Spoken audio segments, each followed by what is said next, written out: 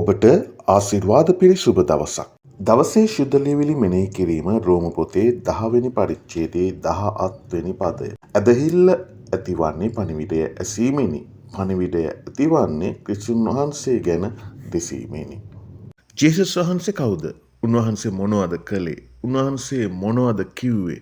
මේ පිළිබඳව යම්කිසි කෙනෙකුට දැනගන්න අවශ්‍ය නම් ශුද්ධ බයිබලයේ නවගිවිසුමේ සුභාරංචි පොත් 4 ඇතුළේ ඒ ගැන විස්තරාත්මක සටහනක් ලබා ගන්න පුළුවන්. උන්වහන්සේගේ දේශනා ඇසූ අය, ඒ වගේම උන්වහන්සේගේ බලය අත්දැකපු අයගේ ජීවිතවල සිද්ධ වෙච්ච වෙනස්කම් පිළිබඳව මේ පොත් 4 සඳහන් වෙනවා.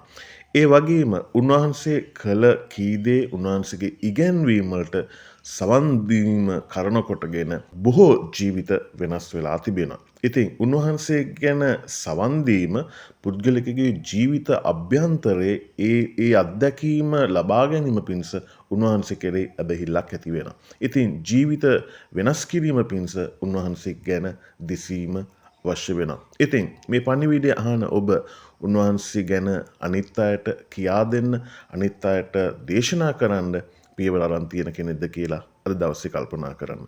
ස්වාමීන් වහන්සේ ඔබට බලවත් ලෙසත් බහුල ලෙසත් ආශිර්වාද කරන සේක. ඔබ හැමෝටම ජේසු පීඨයි සුබ දවසක්.